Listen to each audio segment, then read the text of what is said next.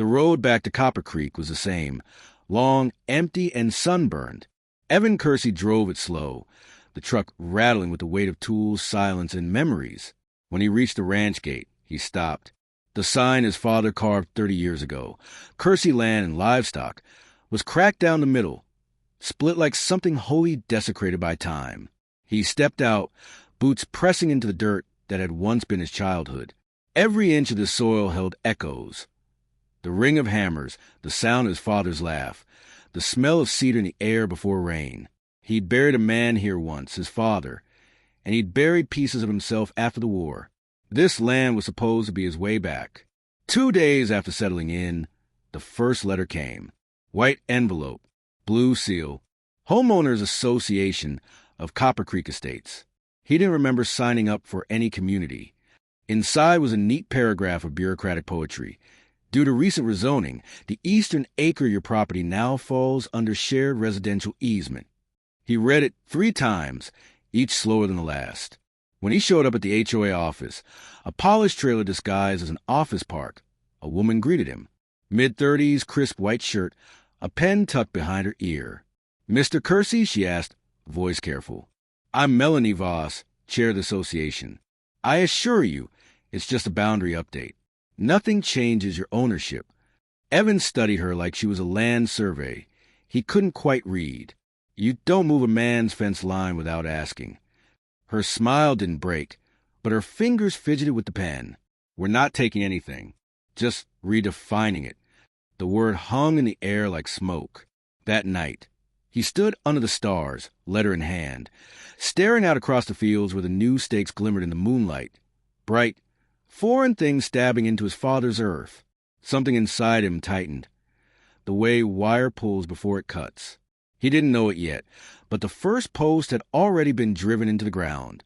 And this wasn't just about land anymore. By the end of the week, Evan had made up his mind. If they wanted boundaries, he'd give them boundaries. He spent his mornings under the punishing Texas sun, hammering cedar posts into the earth until his palms bled. The steady rhythm of metal against it filled the air, each strike echoing a memory. His father's voice teaching him how to build straight lines, how to claim what was his. A man's fence is his promise. His father used to say. By the 4th day, the fence stretched like a scar across the landscape. It wasn't pretty. It wasn't meant to be. From the road, neighbors slowed their cars to watch. Some whispered. Others just stared. The HOA sent warnings, letters signed by Melanie Voss herself. The latest one said the fence disrupted visual harmony and may lower collective property value. He laughed out loud at that, the sound sharp and humorless. That afternoon, she came in person. A white SUV, dust swirling behind it. She stepped out in boots that looked too clean for this dirt. "Evan," she called, shading her eyes. "You can't keep building. It violates community code section." "I'm not part of your community," he cut in. "This land's been mine since before Copper Creek existed." Her tone softened. "I'm just trying to help you avoid trouble." He didn't answer. He bent, tightened the wire, drove another post. The metallic twang rang between them like a warning. For a moment, she just stood there. Then quietly, "You don't have to fight everyone." He looked up, meeting her gaze. "You'd be surprised how good I've gotten at it." That night, under a crescent moon, he walked the length of the fence, admiring his work. The barbed wire caught the moonlight like silver veins through dark skin. It looked alive. It looked right. But when he reached the eastern acre, the part redefined by the HOA, the wire sagged loose. Cut clean, fresh footprints pressed into the dirt, leading toward the trees. Evan stood still, fists clenching around the wire, blood seeping from his palms again. Someone had crossed the line. The next morning, a sleek black car appeared at the gate, dustless, almost too polished for Copper Creek. Evan didn't move at first. He had learned caution, but the engine cut, and a familiar voice called out, "Evan, can we talk?" Melanie stepped out, holding a thermos and 2 mismatched cups. Her hair caught the morning sun, and for a second, he remembered her smile in the HOA office, not friendly, not cold, but deliberate. Inside the kitchen, she poured coffee with careful hands. Steam curled between them like smoke from a slow-burning fuse. "You don't have to keep fighting me," she said, voice soft, almost conspiratorial. He leaned against the counter, arms crossed. "Why are you really here? Another warning?" "No." She shook her head, eyes locking onto his. "I want to find common ground."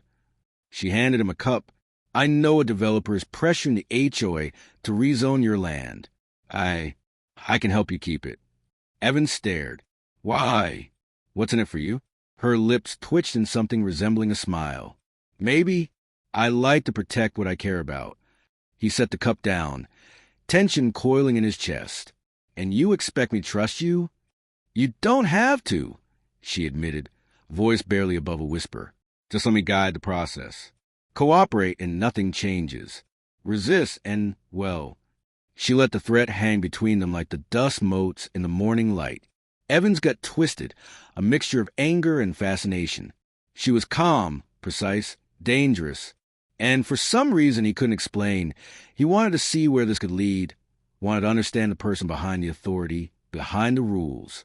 "Fine," he said finally, voice low. "Talk me through it." Melanie's eyes glinted, something unreadable in them. "Good. Because this isn't just about property anymore. Evan, it's personal." He took a slow sip of coffee, feeling the weight of that word settle. The next evening, Evan walked the fence line with a flashlight, the beam cutting through the dark like a knife. His boots crunched on dry dirt, and then he saw them, small, metal stakes hidden among the grass, each with a tiny reflective marker. Someone had been watching him. He tore them out, one by one, heart-hammering. The HOA had crossed a line, and the betrayal wasn't abstract anymore. It was physical, invasive. He stormed toward Melanie's house, a storm in his chest, fingers tightening around the keys in his pocket. She opened the door almost immediately, as if expecting him. "Evan, you knew," he shouted, slamming the flashlight onto the counter. "You and your HOA spies. Who's paying you?" Her face went pale. "It's not just the HOA. The developer, he's my fiancé," she admitted, voice trembling. "I didn't want you to get hurt. I thought I could protect you from..." "Protect me?" The words tore out of him. "You lied to me. Every word, every promise, you lied." Tears welled in her eyes, and for a moment, Evan saw her as fragile, human. Then anger flared, a raw heat. He lunged forward, slamming his palms against the counter between them. Plates rattled. Shadows danced on the walls. Voices raised, accusations and confessions blending into a chaotic symphony. "I never wanted it to end like this," she whispered, almost inaudible, clutching at her chest. When he looked up again, the room was empty. She was gone. Just the echo of her words lingered, along with the faint scent of coffee and her perfume. Outside, the fence stood silent, moonlight glinting on the barbed wire. The stakes he'd pulled from the earth seemed to mock him. Someone had been here. Someone had been close. And now the air itself felt like a lie. Evan sank to the ground, staring at the dirt, the shadows, the fence. The land he loved now held secrets he didn't understand, and a presence that might never return. Weeks later, the county police arrived at the ranch. Their trucks crunched over the dirt road as Evan watched from the porch, whiskey in hand. The neighbors gathered at a distance, whispering theories, while officers dug systematically along the eastern fence line, shovels cutting through the stubborn earth. Hours passed. No body, only fragments of story. Melanie's engagement ring, glinting faintly in the dirt, and a broken HOA placard, half buried and weathered by the sun. The officers exchanged glances but said nothing, leaving Evan to his silence. From the porch, he observed the fence stretching behind him like a sentinel, unbroken and uncompromising. Each post reflected the late afternoon sun, casting long shadows across the land he'd fought for, the boundaries he'd carved with blood, sweat, and obsession. Later that evening, a news report flickered on the old TV. The developer had withdrawn his plans. The rezoning was canceled. "The land remains untouched," the anchor stated plainly, without embellishment. Evan sipped slowly, eyes on the horizon.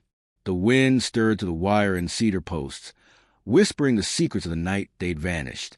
No one knew the truth. Perhaps not even he fully did. But for the first time in months, A calm settled over him, cold, precise, and absolute. The land was his, and the fence stood eternal.